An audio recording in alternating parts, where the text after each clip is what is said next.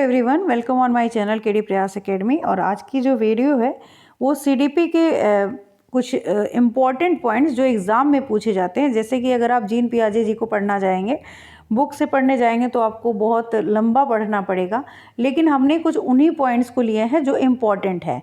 तो सिर्फ वो पॉइंट लिए गए हैं जो एग्ज़ाम में जिनसे क्वेश्चंस बने हुए हैं।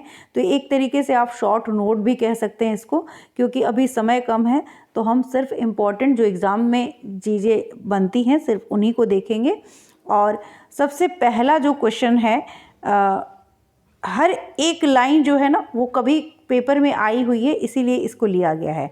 तो सबसे पहले जीन पियाजे का संज्ञानात्मक विकास का सिद्धांत। जीन पियाजे ने जो सिद्धांत दिया था वो कौन सा था? संज्ञानात्मक विकास का सिद्धांत। और इसको अवस्था का सिद्धांत भी कहते हैं। यानी पेपर में चाहे अवस्था का सिद्धांत दिया हो या संज्ञानात्मक विकास, तो दोनों ही आप क्या है, जीन पियाजे टिक कर सकते हैं। उसके बाद क्या है, जीन पियाजे एक स्विट्जरलैंड के मनोवैज्ञानिक थे। कहाँ के वैज्ञानिक मनोवैज्ञानिक थे? तो वो स्विट्जरलैंड के मनोवैज्ञानिक थे। स्वयं के बच्चे को इन्होंने अपनी खोज का विषय बनाया, ये भी पॉइंट इम्पॉर्टेंट है।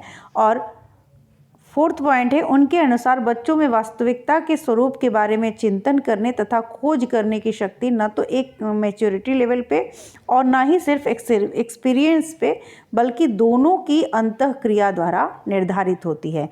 इसका मतलब है कि जो बच्चे में डिस्कवरी की शक्ति होती है, पावर होती है, थिंकिंग की पावर होती है, वो सिर्फ उसकी मैच्योरिटी पे नहीं, किस पे? एक्सपीरियंस दोनों की, मैच्योरेशन लेवल और एक्सपीरियंस दोनों की अंतःक्रिया द्वारा निर्धारित होती है। ठीक है। पियाजे के अकॉर्डिंग बच्चे जो हैं वो सक्रिय ज्ञान निर्माता तथा नन्हे वैज्ञानिक है। ये भी क्वेश्चन पूछा गया है, ये पूरा लाइन दे दिया जाता है ऑप्शन में। तो पियाजे ने क्या कहा कि बच्चे जो हैं वो कैसे हैं? सक्रिय ज्ञान के निर्माता, और उनको क्या कहा? नन्हा वैज्ञानिक कहा है। ठीक है। नेक्स्ट देखते हैं और क्या है। जीन पियाजे ने कुछ कॉन्सेप्ट दिए थे। वो कॉन्सेप्ट में जैसे अनुकूलन क्या होता है? पियाजे का कहना था कि बच्चों में या बालकों में वातावरण के साथ, अपने वातावरण के साथ एडजस्ट करने की इन्नेट टेंडेंसी होती है, यानी जन्मजात प्रवृत्ति होती है, उसी को हम क्या कहते हैं? अनुकूलन कहते हैं। तो बच्चा अपने वातावरण के साथ एडजस्ट करने की उसकी जो इन्नेट टेंडेंसी होती है उसी को हम अनुकूलन कहते हैं। अब अनुकूलन प्रोसेस ही की दो उप प्रक्रियाएं होती हैं, जिसको हम क्या कहते हैं? आत्मसात्करण और समायोजन। तो आत्मसात्करण क्या है? पहले जो ज्ञान है उसी को नए ज्ञान के साथ जोड़ना आत्मसात्करण कहलाता है। और समायोजन क्या है कि पहले के ज्ञान जो है हमारे पास, उसी में थोड़ा सा परिवर्तन करके वातावरण के साथ मेल बिठाना समायोजन कहलाता है। अगर इसका एक एग्जाम्पल दें तो एक बच्चे ने क्या किया, एक वाइट डॉग देखा हुआ था और उसको ये पता था कि इसके 4 पैर होते हैं, इसका मुंह ऐसा होता है, जो भी है, इसके 2 कान होते हैं, 2 आंखें होती है, ये सारी उसने अपने माइंड में बैठा रखा था, उसको इतनी नॉलेज थी। लेकिन एक दिन उसने जाते ही दूसरे दिन उसने एक ब्लैक रंग का डॉग देख लिया।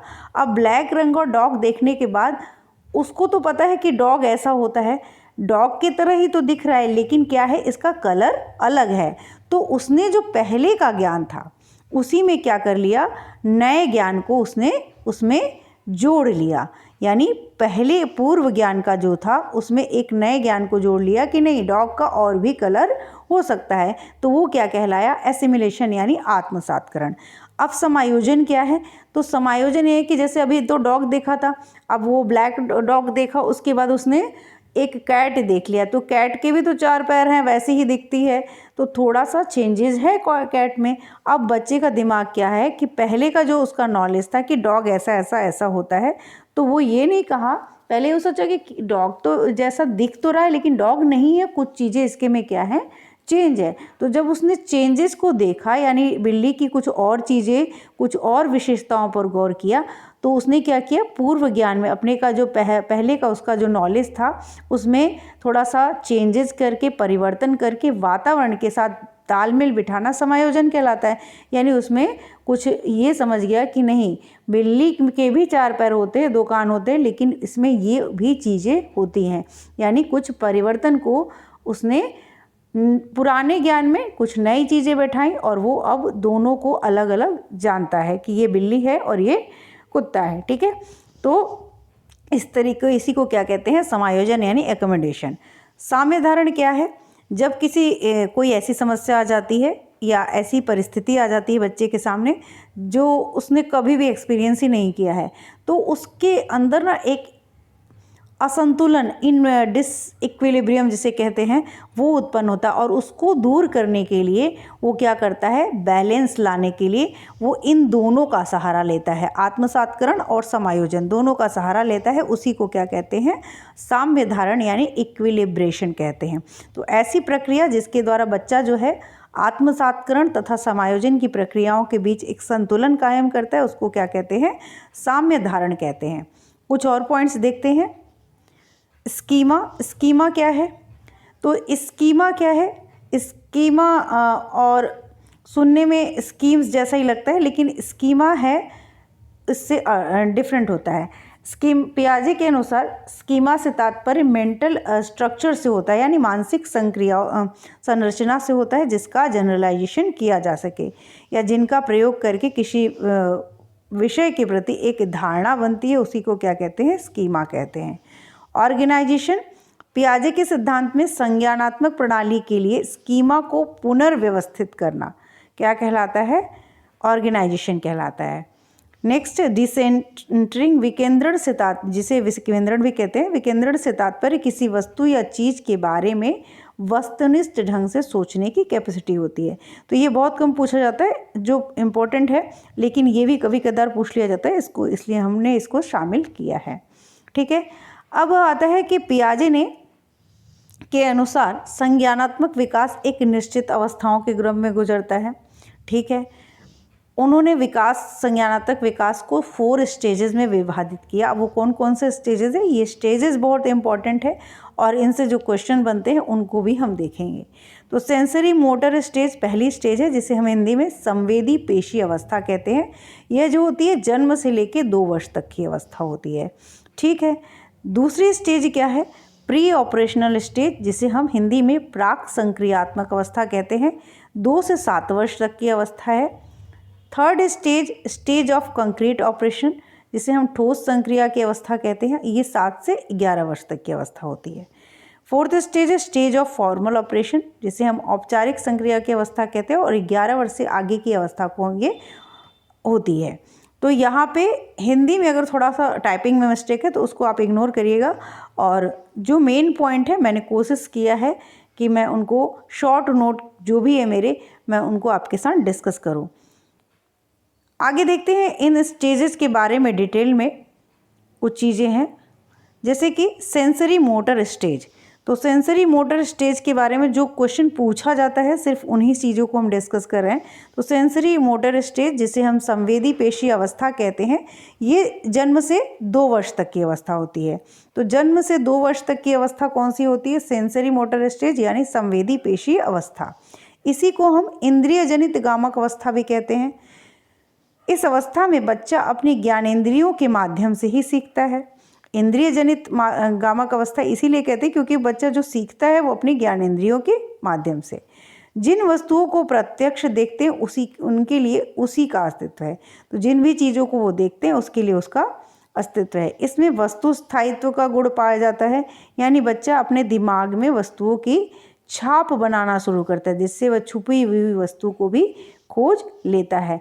कोई भी चीज़ उसकी छुपा देंगे तो आप वो खोजेगा, क्योंकि वो उस चीज़ को ना पहचान रहा है। ठीक है, इसका मतलब ये है कि जब बच्चे के सामने वो चीज़ नहीं भी होती है ना, तो भी उसके लिए वो चीज़ उसका एग्जिस्टेंस बना रहता है। इसी को क्या कहा जाता है कि वस्तु स्थायित्व यानी ऑब्जेक्ट परमानेंस कहते हैं। नेक्स्ट देखते हैं प्री ऑपरेशनल स्टेज, जिसे हम प्राक संक्रियात्मक अवस्था भी कहते हैं। जन्म से 2 से 7 वर्ष तक की अवस्था होती है।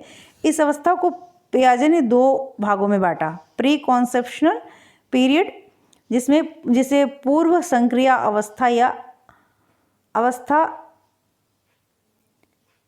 क्रिया करने से पहले की अवस्था है ये, ठीक है।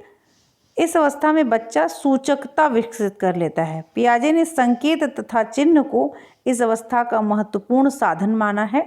तो जो जो इस अवस्था से इम्पॉर्टेंट चीज़ें हैं उनको ही हम देख रहे हैं। बालक अनुकरण और खेल के द्वारा सीखता है। इस अवस्था में खिलौने की आयु इसी अवस्था को कहा जाता है।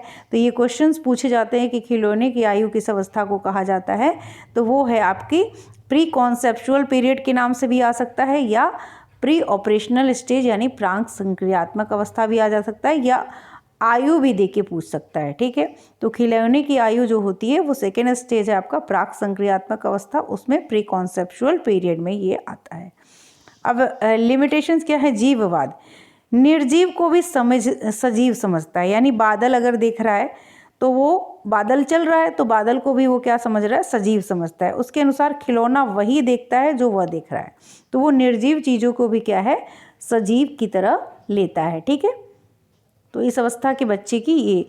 अब उसी में जो दूसरा है इंट्यूजिव पीरियड, इसमें बच्चा क्या करता है? मानसिक प्रक्रियाओं को नहीं समझ पाता, यानी ट्रेट्स ऑफ, और क्या है? ट्रेट्स ऑफ रिवर्सिबिलिटी नहीं होता। मीन्स 2 × 2 तो 4 समझता है, लेकिन 4 को अगर 2 से डिवाइड कर दे तो 2 आएगा, ये नहीं समझता है। तो इस तरीके की इरिवर्सिबिलिटी का प्रोसेस जो होता है वो उसको बच्चा नहीं समझ पाता है। लैंग्वेज डेवलपमेंट स्टार्ट हो जाता है, बहुत अच्छा विकसित नहीं होता है लेकिन स्टार्ट हो जाता है। दूरी, भार, ऊंचाई आदि की समझ की थोड़ी कमी होती है। अहम केंद्रितता का गुण पाया जाता है बच्चे में। तो ये सारे पॉइंट आप रिवीजन की तरह, ये एक आपकी वीडियो है जिसको आप लास्ट समय में रिवाइज करके जा सकते हैं, क्योंकि यही जो लाइंस है ना, यही एग्ज़ाम के आपके ऑप्शंस में दी हुई होती हैं। स्टेजेस ऑफ, थर्ड स्टेज है स्टेज ऑफ कॉन्क्रीट ऑपरेशन, ठोस संक्रिया की अवस्था, जो कि होती है आपकी 7 से 11 वर्ष तक की। अब इस अवस्था में जो इम्पॉर्टेंट चीज़ें हैं उसको देख लेते हैं। ये अवस्था 7 साल से लेकर 12 वर्ष तक चलती है, 12 साल तक चलती है। इस अवस्था में बच्चा ठोस वस्तुओं जो भी उसके सामने होती हैं उसको देखकर आसानी से मेंटल ऑपरेशन करके और समस्या का समाधान कर लेता है। इस अवस्था में बच्चों का चिंतन एवं तर्क प्री ऑपरेशनल स्टेज की तुलना में अधिक सिस्टमैटिक होता है। तो ये थर्ड स्टेज है कंक्रीट, और जो स्टेज है उसमें सेकेंड स्टेज की तुलना में थोड़ा ज़्यादा चिंतन हो जाता है। चिंतन में पलटावी गुण आ जाता है, यानी 2 + 4 6 होता है, तो 4 + 2 भी 6 होता है, ये बच्चा समझने लगता है। बच्चे जो हैं वो तरल, लंबाई, भार से संबंधित समस्या का समाधान कर पाते हैं अब, जो कि पिछले स्टेज में नहीं कर पा रहे थे। वस्तुओं को लंबाई या वजन के अनुसार घटते या बढ़ते क्रम में अरेंज कर पाते हैं। तो जैसे कि वेट इतना बड़ा, छोटा, उससे छोटा, इस तरीके के जो क्रम है उसमें वो सजा पाते हैं, ठीक है। नेक्स्ट देखते हैं, लास्ट स्टेज है स्टेज ऑफ फॉर्मल ऑपरेशन, यानी औपचारिक संक्रिया की अवस्था। 11 वर्ष से आगे की अवस्था ये कहलाती है, और ये अवस्था 11 साल से प्रारंभ होकर एडल्टहुड तक चलती है। और दूसरा क्या है, इस स्टेज में एडोलेसेंट का चिंतन अधिक फ्लेक्सिबल तथा प्रभावी हो जाता है। अब वे किसी समस्या का समाधान काल्पनिक रूप से सोचकर एवं चिंतन करने में सक्षम हो जाते हैं। इसके लिए आइटम्स को ठोस के रूप में उनके सामने उपस्थित होना अनिवार्य नहीं, यानी मन में भी वो किसी भी चीज़ को सोच के उनके दिमाग में उस चीज़ की छाप है। हम बड़े हैं, हम लोगों को ज़रूरी नहीं है कि कोई चीज़ सामने ही हो तभी उस चीज़ के बारे में सोचें। चिंतन में वस्तुनिष्ठता एवं वास्तविकता की भूमिका बढ़ जाती है। तो यहाँ पे पूरी तरीके से चिंतन जो है वो अपने चरम स्टेज पे होता है एक तरीके से। तो ये हो गया हमारा जो शॉर्ट एक तरीके से पियाजे का था, जहाँ से क्वेश्चंस आते हैं, तो उसको हम लोगों ने देख लिया। आज के लिए इतना ही, और नेक्स्ट वीडियो में मिलते हैं। अगर अच्छी लगी हो वीडियो तो चैनल को लाइक, सब्सक्राइब और शेयर करिएगा, और इसी तरीके से छोटी छोटी वीडियोज़ के माध्यम से हम अपने रिवीजन को करते रहेंगे।